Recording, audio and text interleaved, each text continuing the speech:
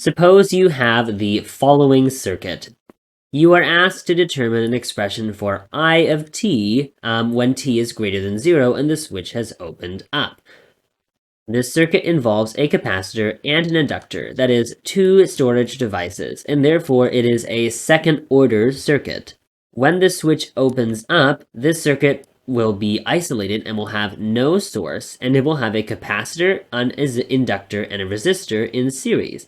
That will make it a series RLC circuit.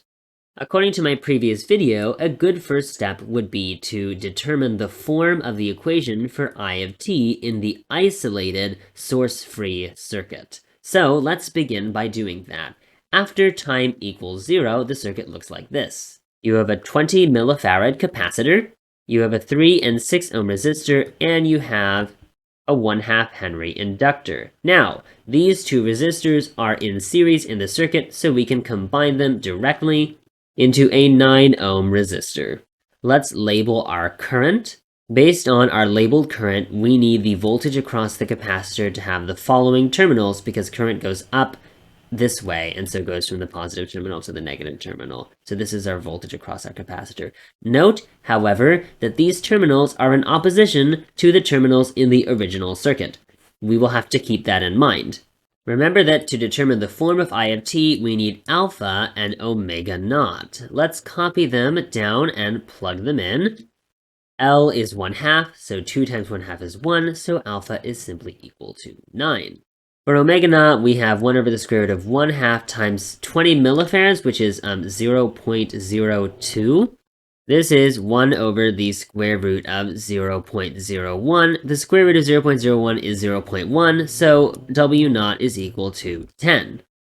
Alpha is less than omega naught, so we need to use the format where I of t equals e to the negative alpha t times b1 cosine omega dt plus b2 sine omega dt, where omega d is the square root of omega squared minus a squared, alpha squared. Omega d is equal to 3, so I of t is equal to e to the negative 9t b1 cosine 3t plus b2 sine 3t. We now have the form of I of t. That's step 1. Step 2 is to determine the initial conditions. To do that, let's draw this circuit before time equals 0, when the switch is closed. We start with the 10-volt battery and the 4 ohm resistor.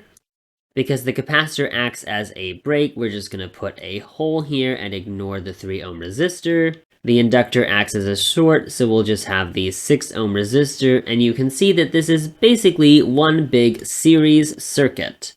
The current, therefore, can be easily determined to be I naught is equal to 10 volts over a total of 10 ohms, which is 1 amp. This voltage can be considered to be the voltage of the 6 ohm resistor because these two quote-unquote elements are in parallel. Now the voltage across the 6 ohm resistor is, by the voltage divider, V equals 10 times 6 over 6 plus 4, which is 10, is 6 volts. Now, however, that's V. We're looking for VC at 0. These terminals are the opposite of each other, so V naught, the voltage in the capacitor according to the conventions at time equals 0, is equal to negative 6 volts. This equation from above will give us di dt at 0. Let's plug everything in.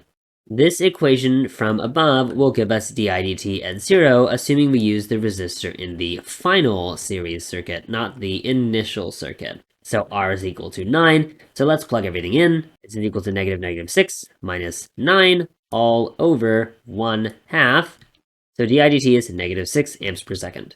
Now, with the help of I at 0 equals 1 and di dt at 0 equals negative 6, at 0, 1 equals e to the negative 9t at t equals 0 equals 1. b1 cosine of 0 is 1, and sine of 0 is 0, so 1 equals b1.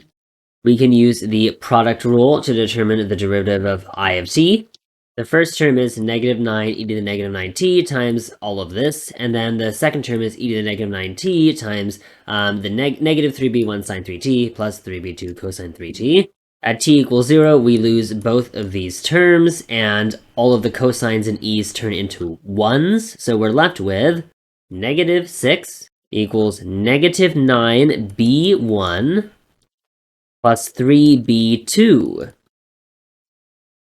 Knowing that b1 is equal to 1, we have negative 6 equals negative 9 plus 3b2, or 3 equals 3b2, which gives us b2 equals 1. That means we now have the full form of I of t.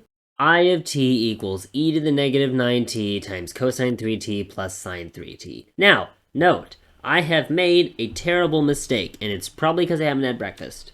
Omega d is not equal to 3, it's equal to the square root of 19, so you basically have to do this entire analysis accordingly, but only b1 and b2 would change. You just, instead of having 3 here, you'd have the square root of 19 and everything would be sad. But pretending that omega d was 3, this would be the solution. And if you want to see what the actual solution is after you get the square root of 19 instead, from the book, it is as follows, so just see if you get that when you go through this example on your own, if you do decide to do so.